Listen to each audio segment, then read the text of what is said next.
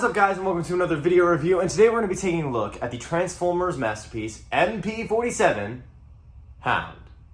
And before we take a look at the figure himself, we must first, of course, take a look at his box. Now you can see just the typical standard masterpiece style box. You got Transformers masterpiece up there. He's an officially licensed Jeep product. You got the product images of him in his robot mode and his Jeep Willys CJ3B mode. Long life design. His name is Hound. He's a Cybertronian Autobot Scout. On the top of the box, you have Transformers masterpiece Hound, Autobot stuff. You have Hound in his robot mode right here. You have Hound in his vehicle mode. On the bottom, you have words and things that I can't read. On the back of the box, you also have words and things that I cannot read, but you also have a bunch of production images of the figure, all of his accessories right there. But now that we've taken a look at that, let's take a look at the figure in his vehicle mode. And before we take a look at any of the accessories we see right before us, we first, of course, must take a look at the included collector's card. Now you can see it's just got some nice artwork of Hound in his robot mode and his vehicle mode and just that stuff, and then all these stuff and words and things and text bags. Cool. But taking a look at the accessories, let's take a look at the biggest accessory, that being Spike. You can see very small, but also kind of big. He's almost the size of my index finger. So you can see just the head is painted with that nice flesh, with some brown for the hair. No face paint, unfortunately. The arms are painted. The belt buckle is painted in blue with the belt in brown. Some nice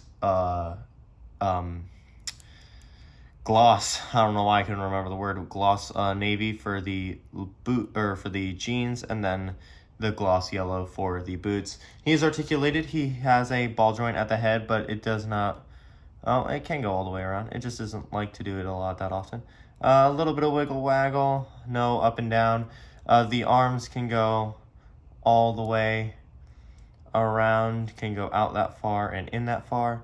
You do get a little over 90 degrees at the knee. You do have a ball joint at the torso, so you do get an ab crunch and a little bit of an arcing back. Legs can kick up that far, back not at all. You do get a little bit of over 90 at the knee, and he can do that much as a splits, but that's about it for Spike. And then you also have the hologram figure, which is cast in a trans blue plastic. Same thing for the hologram effect, which is just a cone. You do have the hard top, which all the accessories can store in, just cast in a trans blue plastic with the hard top actually painted. You do have his anti-aircraft gun, which is just kind of cast in a silverish plastic with some green for the connector part.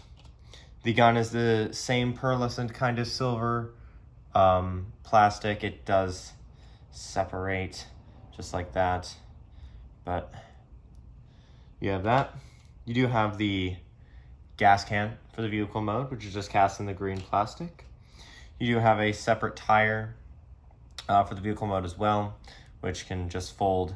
It is cast in black with that tan part painted, and the tire doesn't like going back together, so it's a little frustrating, but once you get it, that's what it looks like. All three of those can go into the vehicle mode, or go from the vehicle into the robot in transformation.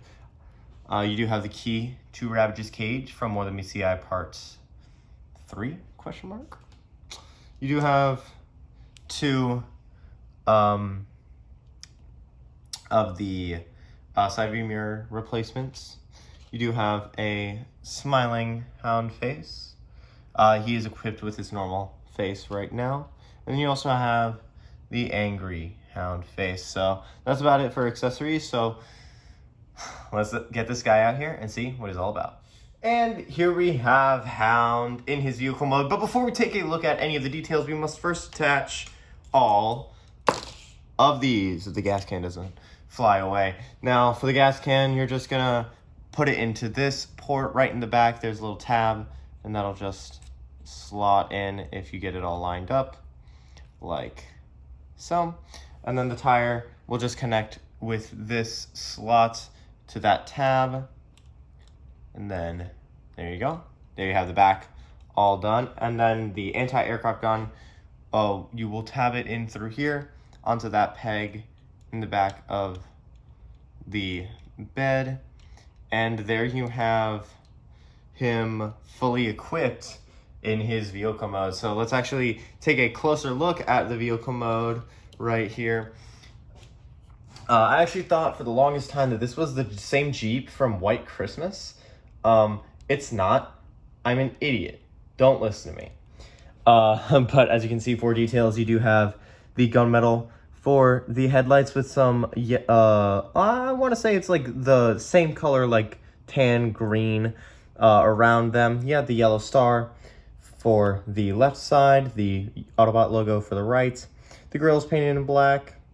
The engine block is in that same like kind of metallic gray-ish. The side has the Jeep logo sculpted in. The tires are cast in black with that tan for the rims. Some nice sculpted detail. You got the yellow triangle on the door. Same thing for this side. On the back of the vehicle mode, you can see the tire, the spare tire, the Jimmy can, and then you have some copper for the tail lights actually, which I think is a really nice touch. Side is the same as this side.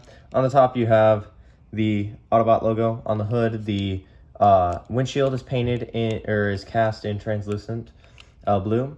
The instrument panel is actually painted a little bit. I don't know if you can see that at all. You do have a J also on the steering wheel. And on the bottom, just robot mode kibble.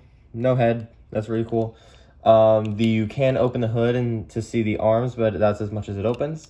So that's about it for Hound in his vehicle mode. So let's get some other figures in here and see how he scales up.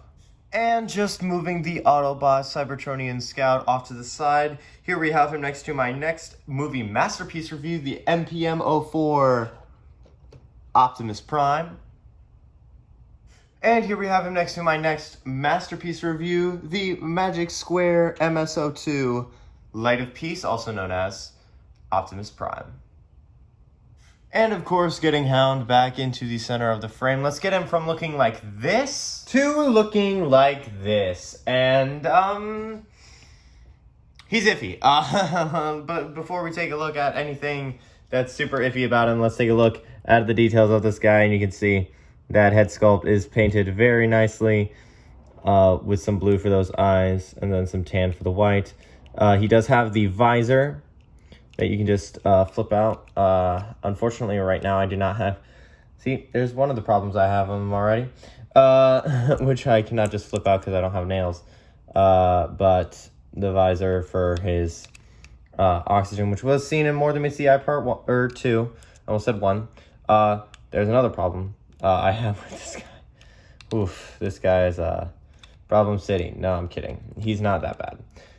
He's just a little frustrating at times. You can see the cannon has some metallic green for the fin, and then silver for the actual rocket pieces, and that is just all on an assembly. The torso is basically just the front of the car. You got some yellow striping for the bicep, some yellow striping on the forearm, and you do have a third that wraps around the whole arm there. You do have some green on the crotch piece and some tan for the abs. And you do have the striping across the front skirts.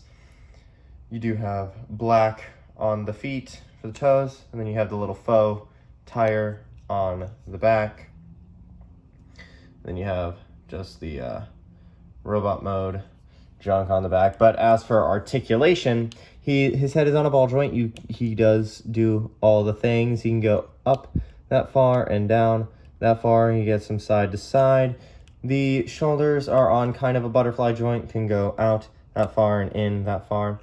Can go up all the way in that far, can rotate 360 degrees. If I was just farther away from the camera, you could have seen that. It does have a full bicep swivel, a double jointed elbow, gets you over 90 degrees of bend at there. You do also have a forearm swivel for some reason. You do have a wrist swivel. The thumb, wrist is on a swivel as well. You do have the thumb individually, the index, and the other 3 fingers together, all on pin joints. You do have an ab crunch, no arcing back, just the ab crunch. He can kick that high and kick back that far. He can do the full splits in addition to his rocket kicks. He does have a thigh swivel, but because of the way that it's sculpted at the angle, it's very limited. You do have over 90 degrees of bend at the knee. You do also have a swivel here, but that's more for the transformation. You do have up and down at the foot, and then an ankle pivot. That's pretty solid. But that's about it for articulation on this guy, as well as the details. So let's get him back on the review table and get some other figures in here and see how this guy scales up. And moving the MP-47 Hound off to the side just a little bit, here we have him next to my previous masterpiece review, the MPM-03 Bumblebee. Here we have him next to the MP-29 Shockwave. Here we have him next to Reveal the Shield Generations Jazz. And here we have him next to MP-52 plus SW Skywarp. And that's about it on my thoughts for the Transformers masterpiece MP-47 Hound. While I have my fair share of issues with this guy, mostly being the transformation, being a little fragile, a little scary. The whole head assembly being weird. The fact that won't go all the way in on either side. The fact that he doesn't like standing upright, completely straight, is a little bit frustrating. But overall, I think this guy has some great paint work, great posability. For the most part, it's just a lot of the fundamental aspects of the quality of Takara I feel are missing, especially in this guy and in some of their more recent releases. But that's about all I have to say about this figure. So I will leave a link down below to anywhere I can find this guy where you can pick him up. And until next time, guys, I will see you all in the next review.